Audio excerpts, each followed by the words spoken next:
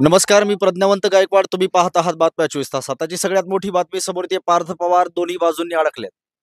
नेमकी काय घटना घडली या संदर्भामध्ये आपण या व्हिडिओच्या माध्यमातून जाणून घेणार आहोत. पार्थ पवार दोन्ही बाजूंनी अडकलेत. व्यवहार रद्द केला तरीही निबंधक कार्यालयाने दिलाय दणका. मोठी कारवाई त्यांच्यावरती करण्यात आली आहे. आता निबंधक कार्यालयाने सुद्धा पार्थ पवारांना मोठा दणका दिला. पुण्यातील कोरेगाव पार्क येथील बहुचर्चित आणि वादग्रस्त जमीन व्यवहार प्रकरणात पार्थ पवार दोन्ही बाजूंनी अडचणीत सापडल्यात. व्यवहार रद्द करण्याचा निर्णय घेऊनही त्यांची सुटका झालेली नाहीये. पुण्यातील कोरेगाव पार्क येथील बहुचर्चित आणि वादग्रस्त जमीन व्यवहार प्रकरणात उपमुख्यमंत्री अजित पवार आणि त्यांचे पुत्र पार्थ पवार चांगलेच अडचणीत सापडल्यात. हा प्रकार उघडकीस आल्यानंतर पार्थ पवार यांच्या कंपनीने संबंधित व्यवहार रद्द करण्याचा निर्णय घेतलाय. असं असलं तरी पार्थ पवार यांची स्थिती इकडे आड तिकडे विहीर अशी झाल्याचं समोर आलंय. कारण आता पार्थ पवार हे दोन्ही बाजूने अडचणीमध्ये सापडलेले आपल्याला पाहायला मिळत आहेत. पार्थ पवार यांनी 300 कोटी रुपयांचा हा व्यवहार रद्द करण्याचा निर्णय घेतला असला तरी त्यांच्या अमेडिया कंपनीला तब्बल 21 कोटी रुपयांचे मुद्रांक शुल्क भरावे लागणार आहे, अशी अट घातली आहे. खरं तर उपमुख्यमंत्री अजित पवार यांनी स्वतः हा व्यवहार रद्द करत असल्याची सार्वजनिक घोषणा केली होती. त्यानंतर अमेडिया कंपनीने नोंदणी कार्यालयाकडे व्यवहार रद्द करण्यासंबंधी अर्ज केला होता. मात्र या अर्जाला उत्तर देताना सहदुय्यम निबंधक कार्यालयाने ही मोठी अट समोर ठेवली आहे, ज्यामुळे पार्थ पवार यांची कोंडी झाली आहे. नेमकं काय कारण असेल 21 कोटी रुपयांच्या शुल्कामागचं? निबंधक कार्यालयाने अमेडिया कंपनीला दिलेल्या पत्रात स्पष्ट केले आहे की कंपनीने यापूर्वी जमीन खरेदी करताना या जागेवर आयटी पार्क विकसित करणार असल्याचे सांगितले होते.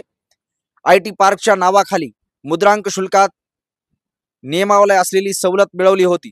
मात्र आता कंपनीने हा व्यवहार रद्द करण्याचा निर्णय घेतल्यामुळे ज्या कारणास्तव ही सवलत देण्यात आली होती ते कारण म्हणजे आयटी पार्क उभारणे आपोआपच निरस्त झाले आहे. त्यामुळे पूर्वी मिळालेली सवलत आता लागू होणार नाही, असे निबंधक कार्यालयाने स्पष्ट केले आहे. व्यवहार रद्द करणे म्हणजे नव्याने हस्तांतरण. निबंधक कार्यालयाच्या म्हणण्यानुसार जमीन व्यवहार रद्द करणे म्हणजे अमेडिया कंपनीने ही जमीन पुन्हा मूळ मालक शीतल तेजवानी यांच्याकडे सोपवणे आहे.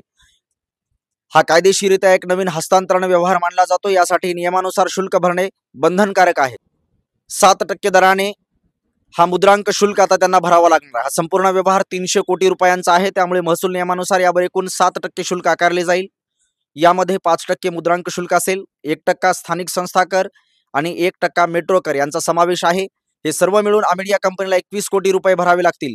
त्यानंतरच हा वादग्रस्त जमीन व्यवहार कायदेशीररित्या रद्द होईल. सहदुय्यम निबंधक कार्यालयाच्या या भूमिकेमुळे अजित पवार यांनी घोषणा करूनही पार्थ पवार यांच्या कंपनीला 21 कोटी रुपये मुद्रांक शुल्क भरल्याशिवाय या वादग्रस्त व्यवहारातून सुटका मिळवता येणार नाही, हे स्पष्ट झाले आहे. यामुळे राजकीय आणि कायदेशीर पातळीवर पवार कुटुंबियाच्या अडचणी वाढल्याचे चित्र आहे. या संदर्भामध्ये अधिकची माहिती जाणून घेतलीच आपण बातम्या 24 तासच्या माध्यमातून. पार्थ पवार दोन्ही बाजूने अडचणीमध्ये सापडलेत. इकडं आड तिकडं विहीर अशी त्यांची अवस्था झाली आहे. पार्थ पवारांना सळो की पळो करून सोडलाय. मुद्रांक शुल्क त्यांच्यावरती आकारला जातो आणि 21 कोटी रुपयांचा हा मुद्रांक शुल्क त्याला भरल्याशिवाय याच्यातून सुटका नाहीये. पार्थ पवारांनी केलेला हा जमीन व्यवहार प्रकार मिटवण्यासाठी तब्बल 21 कोटी रुपयांचा आता मुद्रांक शुल्क पार्थ पवारांना मोजावं लागणार आहे आणि पवार कुटुंबियाच्या अडचणी आता वाढल्याचं चित्र समोर येत आहे. अधिकची माहिती आपण जाणून घेतली बातम्या 24 तासच्या माध्यमातून. बातम्या 24 तासवरती आपण नवीन असाल तर कृपया चॅनलला सबस्क्राईब करा आणि बेल आयकॉनला मात्र प्रेस करायला विसरू नका. अशाच प्रकारचे नवनवीन व्हिडिओ आणि अपडेट्स मी चॅनलवरती घेऊन असतो. तुर्तास कॅमेरामन मकरंद वाहुळे सोबत बातम्या 24 तास.